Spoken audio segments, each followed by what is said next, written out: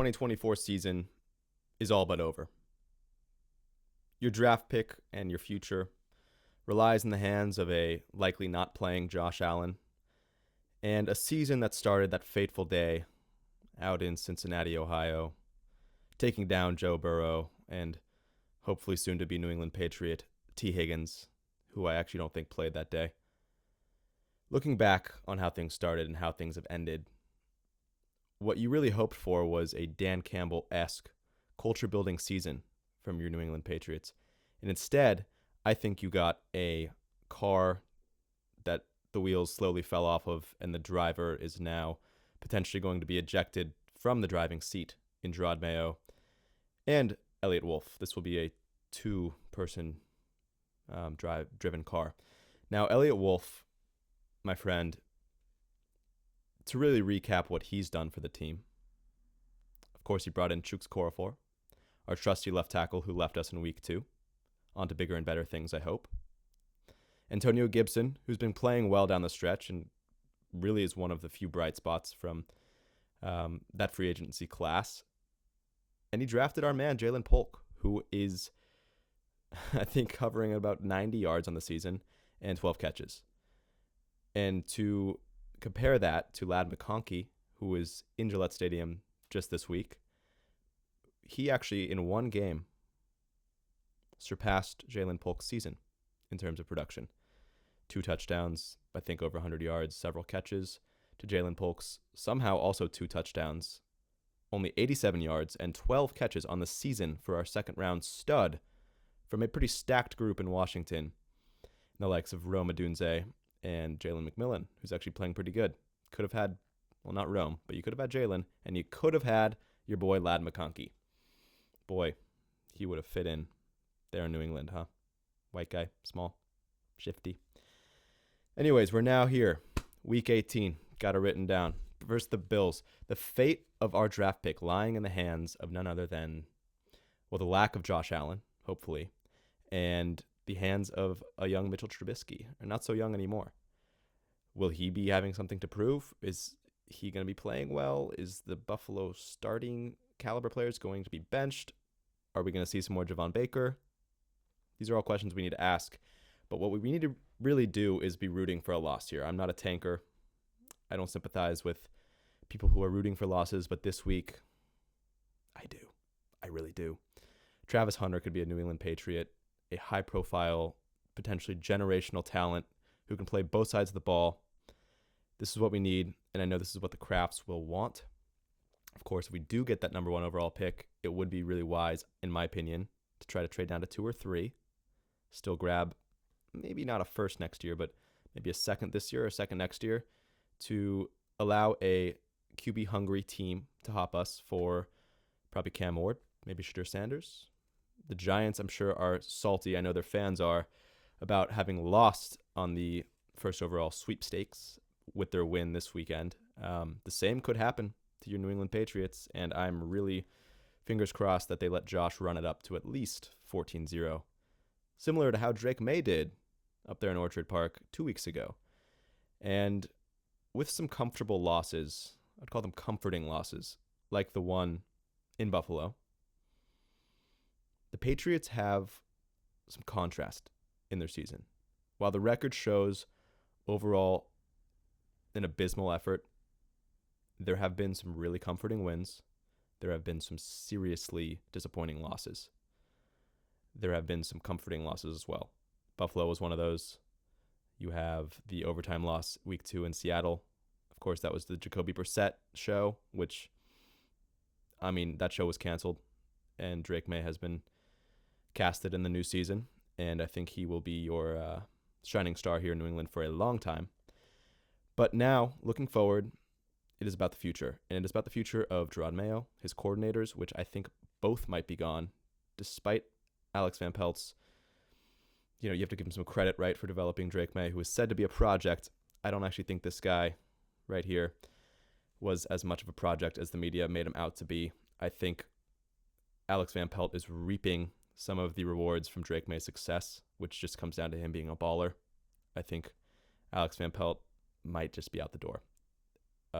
Swiftly behind hopefully a DeMarcus Covington firing, as this defense has taken a serious step back. I think overall, because Bill is out of the building, I think Gerard Mayo's no longer has his full attention on the defense. And while I love Dante Hightower, and he made some serious plays here, shout out the strip sack in Super Bowl 51, I just think that the defense overall doesn't have the backstop that the offense does, with guys like Ben McAdoo, T.C. McCartney in there to help Drake May, and of course Alex Van Pelt, someone who's played the position, someone who has some actual experience. You have all around a rookie coaching staff in your head coach, your defensive coordinator, and some of your position coaches. So looking forward, you really need to rely on that Packer way that Elliot Wolf sold the Patriots on, that he has the Packer way within him. He can draft the next Devontae Adams in Jalen Polk, right? The next Jordy Nelson was Jalen Polk. The dependable guy with good hands, not so much. Really disappointing. He's had a brutal first season, really a first draft. I would say his free agency class was limited, and that's how free agency tends to be. You're not going to fix this team in one free agency. I think T. Higgins is definitely going to be a sweepstakes. I think we would luck out to bring him here in New England. You're going to have to pay, again, that suck tax that everyone talks about up there in Boston, because this is no longer a destination. And I think getting a guy like Travis Hunter can start to build this back up into being something that the NFL wants to put in prime time with Drake May and Travis Hunter, and hopefully somewhat of a star new left tackle that isn't named Vidarian Lowe or Demontre Jacobs, because those guys, you can't have them in the building here next year. So we're going to be doing a lot of coverage on this channel as we look ahead into the draft.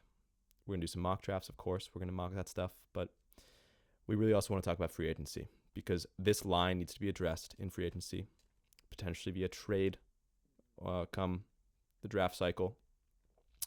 And again, I think we need to invest more young talent into the wide receiver position in a guy like Travis Hunter, maybe T-Mac if we end up somehow beating Buffalo. But again, I think this is a last gasp of air for a very, very hot-seated Elliot Wolf and Gerard Mayo. I think if we are at 1-4 to begin next season, I mean, you've heard the fire chants, or the fire Mayo chants raining down Gillette Stadium just already, week 17. You're going to hear it again here in week 18. Despite, I think, a lot of fans actually rooting for a loss, I think they're going to be very vocal. It could be a very ugly scene up there in Foxborough for this week 18 matchup versus the Bills. We will go ahead and cover that game as a sort of a recap breakdown when we have it. Hopefully we see some more snaps from a young Caden Wallace, who's now healthy, to hopefully sort of have some continuity on that offensive line with Cole Strange now at center. Another thing to look out for, Javon Baker. Can we get him in the game? I mean, this guy comes out of the draft saying he makes people in wheelchairs stand up and is catchless. Not targetless. That's an important note. Not targetless. He is catchless throughout his young NFL career. I think you have to get him the ball this game. I mean, while I do like to give him a little crap for saying what he said and having such horrible, production here, he, I think, does actually have a higher ceiling than a guy like Kayshon Boutte even, or a guy like Jalen Polk for sure, who was said to be a high floor guy, but his floor is seemingly very low. And that, him having the best hands in the league, according to him, week in and week out, that statement continues to age very poorly. And I think guys like Javon Baker, Demario Douglas could actually be a part of something here. Of course, with the likes of Travis Hunter coming in, hopefully. That guys like Kendrick Bourne can't necessarily say the same about. These are guys who need to build the young culture here in New England and hope to build towards getting out of that 10 o'clock or that 1 p.m. for the East Coasters window that they're really stuck in. And I think we all know that Robert and Jonathan Kraft are fed up with. I think getting a high-profile player in here, which you haven't had since Brady and Gronk. I mean, since 2019, this roster has had so little talent. It's why you drove the greatest quarterback out the door. It's why you are where you are. Your shortcomings in free agency financially, your shortcomings from a player personnel standpoint in the draft have been so egregious that you have now earned yourself what the color commentators on Sunday are calling openly, and you don't hear this often, but openly calling you the worst roster in football. It's sad. And we are here, gathered today, at rock bottom. That's why I'm inspired to make this content right now, is because there's so much to talk about. There are so many assets. First of all, you're going to have the first overall pick, let's be honest. Mitchell Trubisky's going to tear you up. He threw a 70-yard screen pass just the other day. We'll see. Fingers crossed there. But what you're going to have and what's guaranteed right now is your cap space. The most we've had and the most cash to burn, as Gerard Mayo likes to say, that you've had really since that free agency spending spree by Bill, where you brought in a Jonnu Smith, who's now in Miami tearing it up, a Hunter Henry, who's actually turned on, a Matthew Judon, who played really good ball for you for a while, but is now scoring touchdowns in Atlanta, and various other players who really just trickled away at the end of their career, and you still gave them a bag. There's a lot of overpay that offseason. I think you're going to see that again, but I think you can actually get some value. I know you can't fix a team in free agency. You want to draft and develop, but I think you can get some hopeful starting caliber offensive linemen to address that instant need, and maybe some pass rush. Those are really your two, I think, must-haves. I think you can really attack that playmaker that you need for Drake May in the draft. Again, to not really overpay somebody. I know T. Higgins is going to be someone you could overpay just to get him up here. I personally think he's going to return to Cincinnati. I think their quarrels at the beginning of the season are starting to settle, and I think they're really developing something as they're actually making a playoff push. And they just might sneak in and do some damage, so you never know. T. Higgins would be lovely, but I think you can grow some talent here that you have with the rapport you see with Kayshon Boutte and Drake May, and then just get in that one other superstar piece, someone who can stretch the field like Travis Hunter. I think this really starts again with the offensive line. It's been the issue and the backbone of your issues. Every time we're driving, red zone, you see a Vidarian Lowe false start, or a DeMontre Jacobs hold, or now a Cole Strange not snapping of the football. The list goes on. It's been just complete ineptitude from the offensive line. You have to solve that issue right away. Supplement it in the draft if you want, but solve it first. This was Elliot Wolf's biggest failure going into this season, thinking signing Chukwuezekorfor and drafting a forever injured, apparently, Caden Wallace and Layden Robinson was going to have it fixed. No, you need to buy starters, and you need to supplement that with young talent to hopefully develop out of the draft.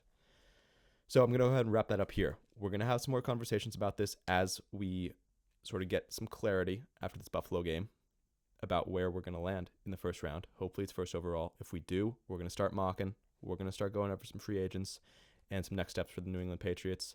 Until then, thank you guys for tuning in. There's a podcast up where I really take a deep dive into a lot of Elliot Wolf's shortcomings, Jalen Polk's, etc. And I go into some reasons why we think that the coordinators as well might be facing a cleaning of the house, Gerard Mayo included, despite his charisma and what he might have said to Robert Kraft, that fateful trip out in Jerusalem or wherever in Israel they went together, which landed him this job. Of course, it was fast-tracked due to Bill's shortcomings in 2022 and 2023. But this was not the experience that the New England Patriots were expecting. This is not at all, to use Robert Kraft's words, he didn't want to struggle. You've done a lot of that. And if that's how you're going to measure Gerard Mayo's success this year, just to not struggle, he couldn't even get you that. So really not a lot to be happy about from a head coaching and front office standpoint as a fan. But when you're at rock bottom, there's only room to grow. There's only room to go up. So we're going to be talking a lot of all things Patriots about the draft, free agency again. Thank you guys for joining, and I'll see you guys in the next episode. Peace.